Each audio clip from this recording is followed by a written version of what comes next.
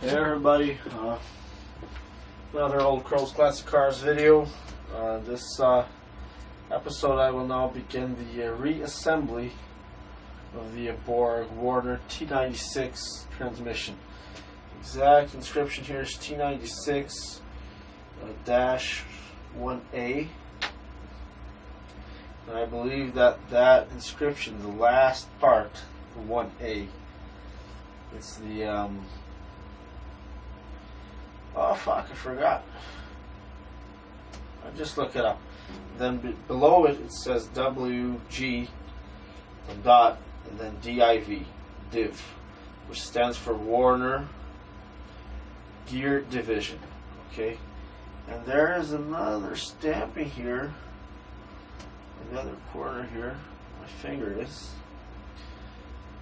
And I can't really read what it says, but apparently it's an A and an L.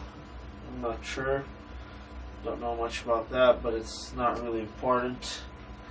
What's really important is the numbers here. The first three, the first letter and two numbers. The first three digits, if you will. T96, right? There's the T86, the T85. I believe the T86 is exactly the same as the T96. The only difference being the that thing, the gear with the gears inside that looks like a differential. I think it's called the sun gear. It has 4 gears instead of 3, so it's just more heavy duty. I'm not sure if it's the T86. No, where's it? The T90? No, I think it's the T86, but I'm not sure. Don't quote me on that. As you see, it's all nice and clean now. And the only thing that I didn't remove is the shift levers here. Right, I'll leave that. And there's actually an inscription on the case here. I believe it's part number for the case. I don't imagine why anybody would need that, but it's L299-2. It's again L2999-2. Some more inscriptions here on this side, and on this side it says there's a big 3, and then outside of, they're just like bolts with flat head, but they're actually part of the casting, but they do look like screws. And it's either 9111, or maybe you read it upside down. If you read it upside down, it will be 1116. I'll show you guys that in just a second. Yeah, just, you know, if you're nowadays, you won't. I wouldn't recommend, you know, trying to put one of these together from like from separate parts. You have to get the whole thing. I'm not sure it's viable for you to try to, you know, buy the gears, buy the case. I know I've seen some people selling the like cases and not cases, sorry, cases of beer, yeah, housings, I mean, so like the housing for this housing, housing for the overdrive. I'm not sure that's viable. I've seen gears, all sorts of gears. I actually seen two places where there's actually, you know, pretty much everything. Like all the gears, everything for the complete transmission, but I believe they're still missing some parts, and I mean, it's just really expensive if you buy it that way. The best way is to buy it, you know, from a scrapyard, or, you know, just buy it on the car already. That's even better. But okay, let me just zoom in there.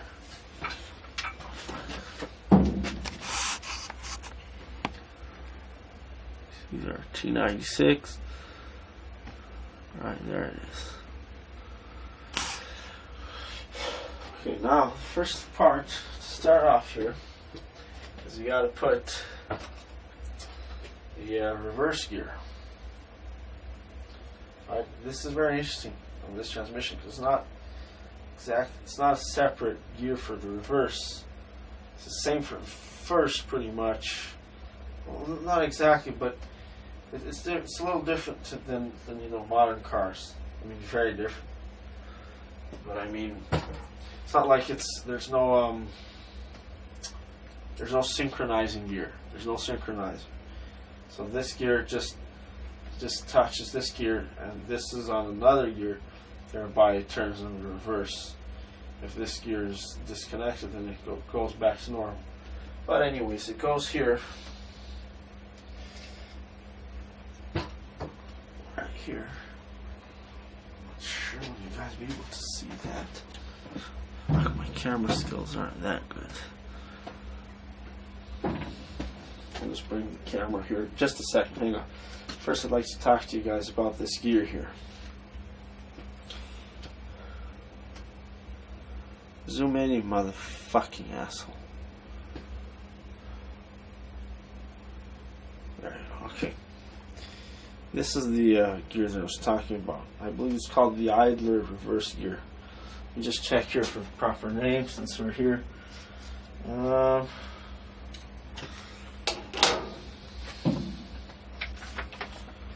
Sorry about the image, about the video quality, but it's not, I don't do any editing. Find another place that shows you this, all this stuff here step by step, as much detail as I do, then you know you can go there. Go. Fuck. What's the name of this thing? It's actually probably going to be easier to put this later, after the big gear. But let me just check there's a name. Fuck, it's here somewhere. I'm just not seeing it. Okay, yeah, here it is. Reverse idler gear. There's no pictures on it. That's why. Anyways, you can see it's pretty thick. It's just really well built. In this transmission, there is some pitting, but it's nothing major. It's not going to interfere with driving, but there is some pitting. I mean, this thing was sitting outside. There's actually water inside it for how many years. See, some of the gears are still actually new. Sorry, some of the teeth, I mean. But look, just feel. You can't feel the weight of it, but I mean, I can. This thing, it's really, really solid, and I can tell good quality steel. Okay, but inside there's another. It's either copper, brass bearing. All right, and there's lots of holes, and there's like a little slot. That's for the oil, guys. This is just, amazing. But, okay, moving on. You see that one side, this gear is actually not different one side than the other. Both sides are not the same. Looks like I'm going to have to stand in front of it, then it'll zoom in. There you go. So this side here, see, it's got like a extrusion, right? And you'll also notice that the edges of the teeth here, they are rounded. All right, they're rounded, and on this side, they're just flat. You see, they're flat, which means that this side here, just common sense, but it's obvious once I tell you, but you might not realize this unless you read the manual or you've heard it before. But this side must go to the case, because whenever two gears mesh together, the teeth are rounded, okay? Therefore, this gear goes towards the inside of the transmission.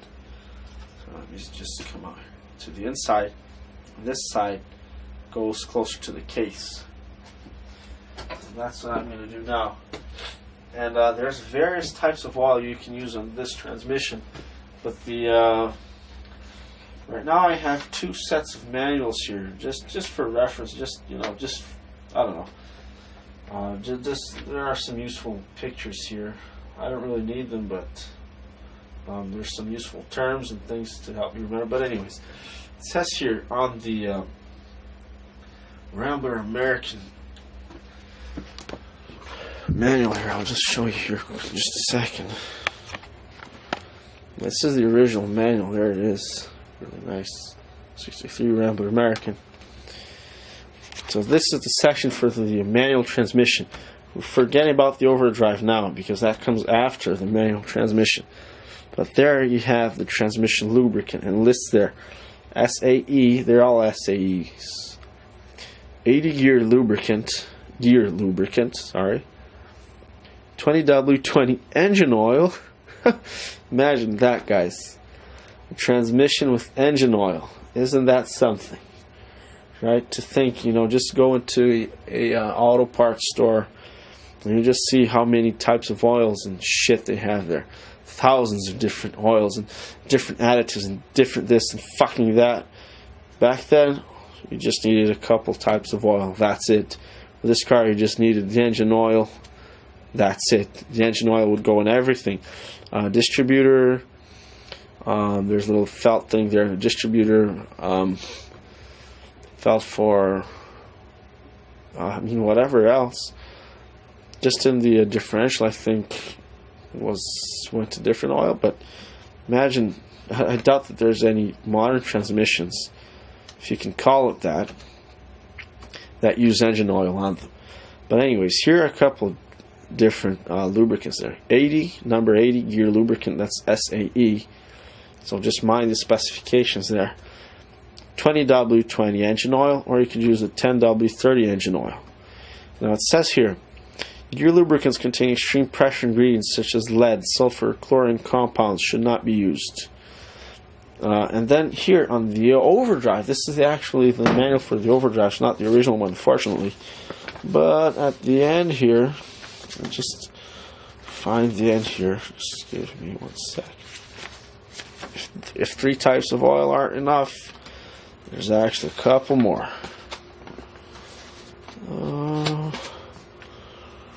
Where the fuck are you?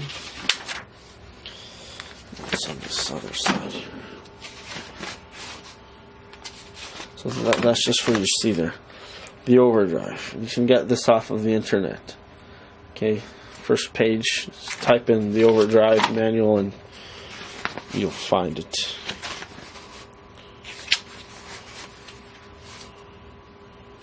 Just trying to do this with one hand here.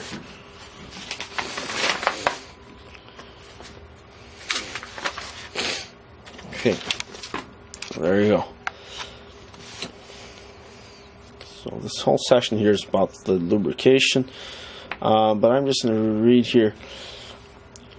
Recommends you should use only straight mineral oil, not the EP, and EP stands for extreme pressure types of lubricant, okay, which are unnecessary for the overdrive, so you can just throw your money away.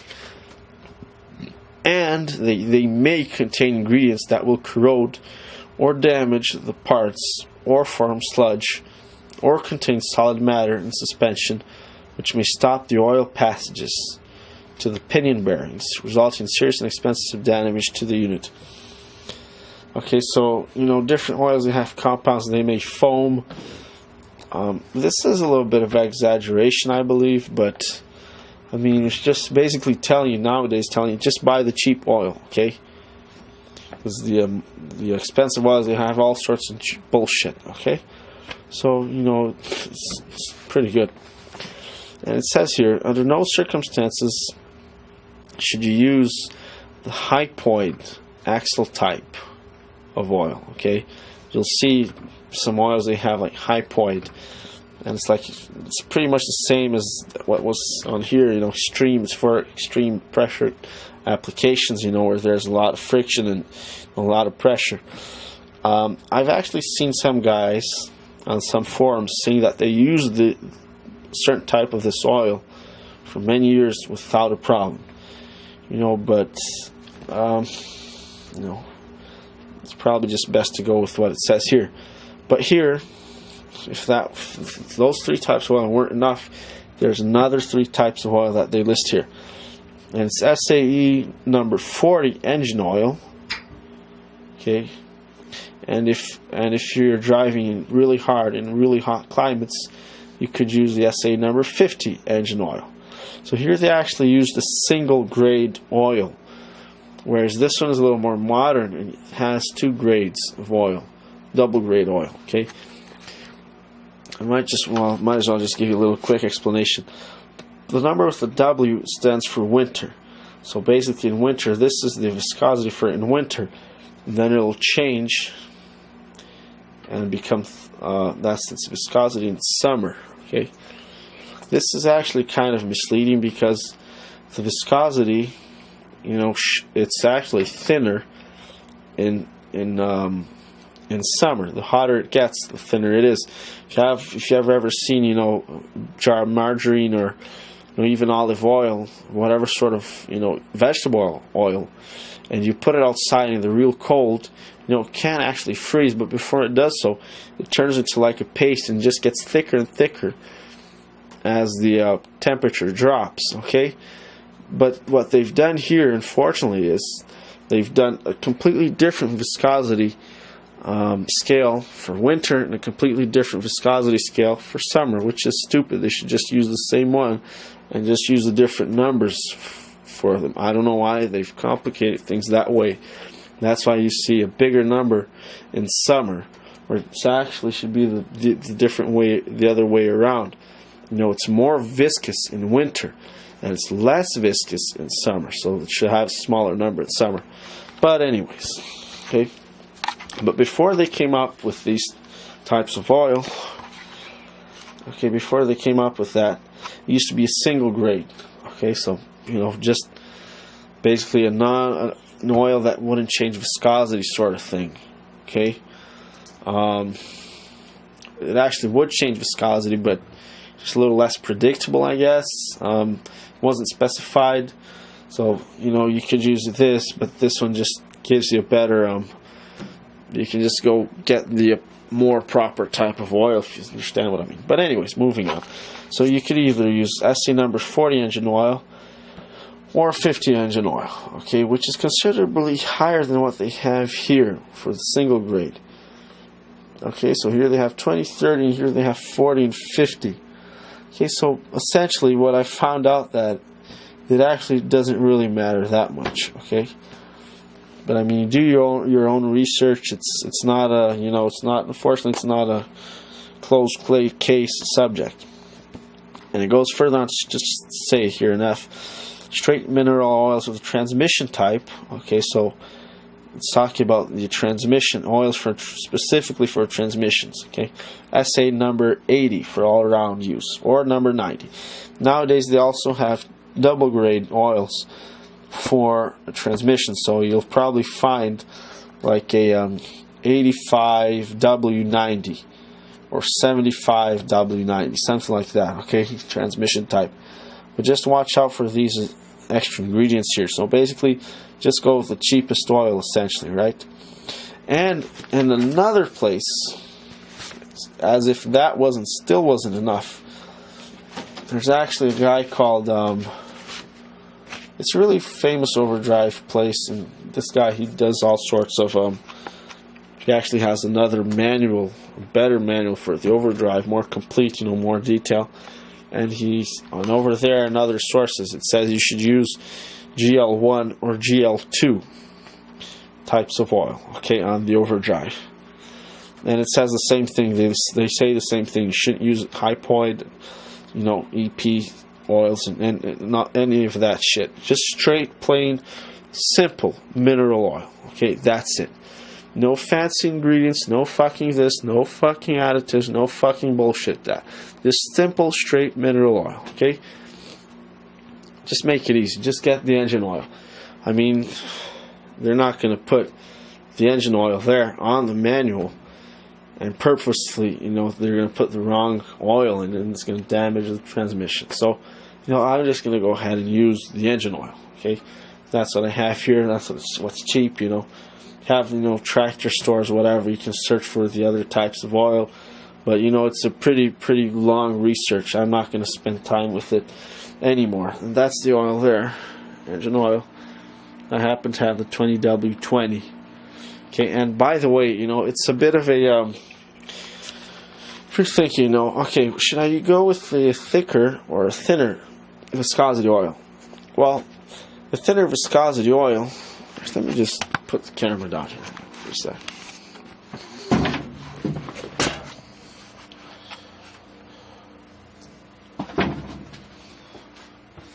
Thinner viscosity, it's thinner, which means it's easier to scratch and it wears out more. In principle, I mean, so put it this way: thin oil is that thick. Let's just, you know, exaggerate the size so you can visualize it. Imagine you're standing on top of a layer of oil. Okay, thin oil is that thick. Thicker oil is going to be that thick, right? So obviously, you know, it's going to separate more from, you know, to the surface. They're going to be farther apart. That's what oil does. It separates the surfaces, okay, so that they don't touch each other directly. Now the thinner oil, here's the catch. The thinner oil, it's able to penetrate into little crevices and spaces more. And I mean, if you consider like objects that turn at high velocity, like gears and pistons, as they're turning, as they're moving, they're actually throwing the oil away. Now, obviously, thicker oil, it takes longer for it to go back to where it was supposed to be. So put it this way. Here's a little example for you to understand. Get a little ramp, you know, a piece of wood, and put some oil on there. You know, just a little spoon, or even just a little drop of the thickest oil you can find. You know, like 20, 30W, 50 oil. And you'll see that it takes a long time for it to reach the bottom, you know, or for it to move, okay? Because it's thick, okay? It's really thick, right? Whereas if you put a drop of water, you know, it's just rapidly going to move because water is thin. Here's the same idea. So, you know, if you put something in water, for example, and those pistons are moving up and down, the water is always in contact with the moving parts because it's really thin. Whereas if you have something really thick, you know, it's going to move that oil, like for a piston, for example, it's going to move that oil out of the way. But because it's so thick, it's going to take long for it to go back down. That's why if you put too thick engine oil on your engine, it's going to damage the pistons. But on the other hand, here's the catch now. On the other hand, the thicker oil, it's thicker. So, thicker oil is thicker, of course, but it separates parts more.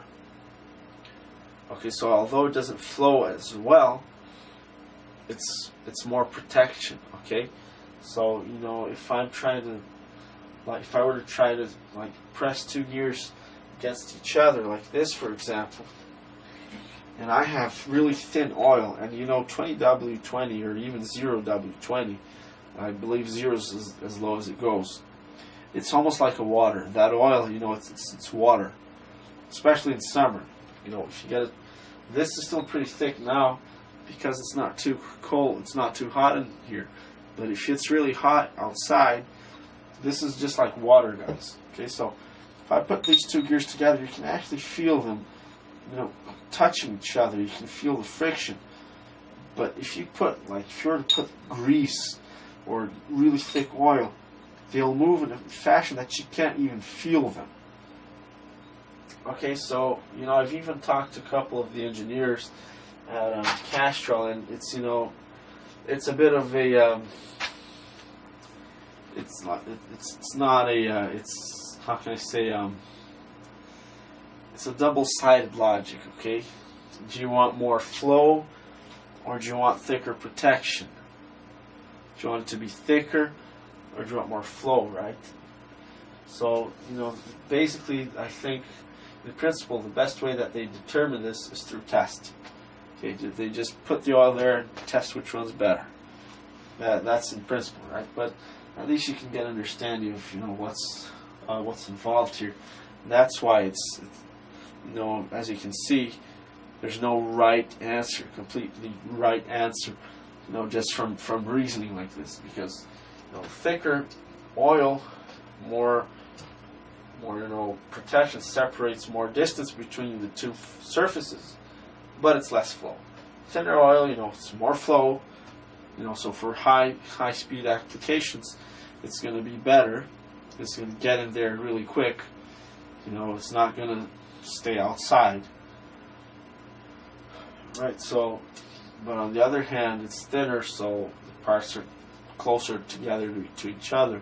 So as they twist and turn, they're going to scratch more. It's going to wear out more.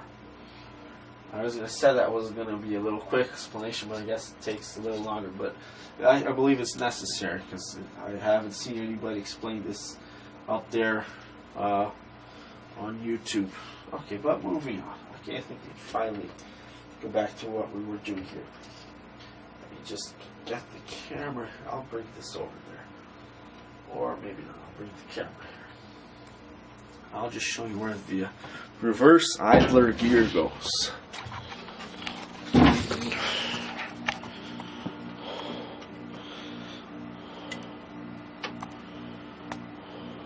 There it is. Can you see it there? Right there.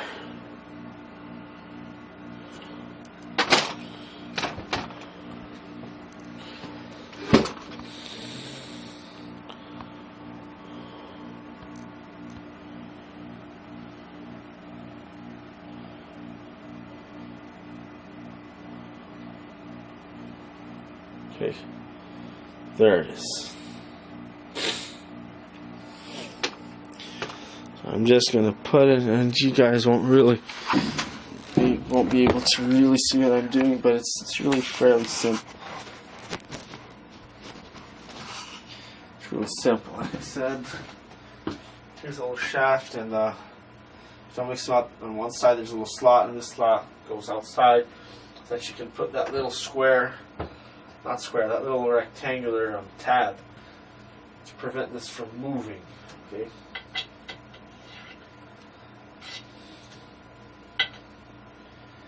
And actually, I don't know if you can notice here, one side is actually slightly bigger, so you can't really put it the wrong way. See, that's the wrong way. You won't go in. If I put it the proper way, it slides in easily. See that? That's the beauty of these cars, guys. If it was a modern car, if I could put the wrong one in, just dab it with a little bit of oil. Where's the reverse idler gear? Here it is.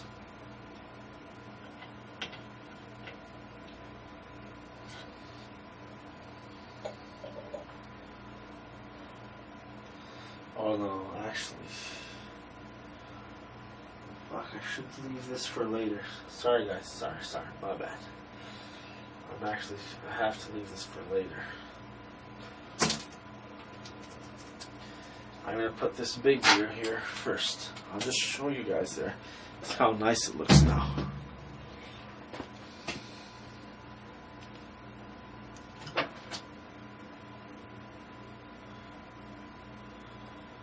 Oh, it's...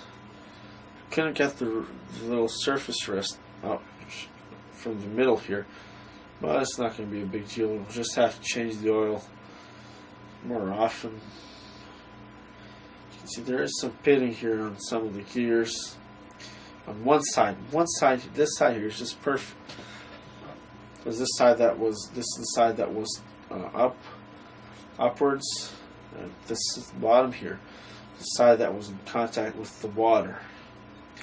And when I bought the transmission, it was completely dry. There wasn't any water in, but you can tell there's water because there'll be a straight line, with rust.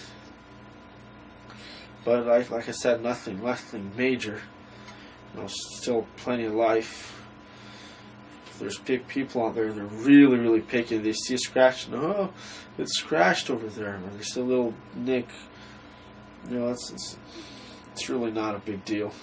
I mean, if you're that picky, you can just buy one of these. I think it costs like $60 or something like that. It's not cheap, but it's not an awful lot either. If you could go to the junkyard, scrapyard, or Studebaker Club, once again, Studebaker is the car that most use these transmissions. Okay, so from what I understand, it's by far. They really use this transmission in a lot of their cars. So you know, you're more likely to find it on a Studebaker. You can't find it on your Rabbit American. You'll find it on the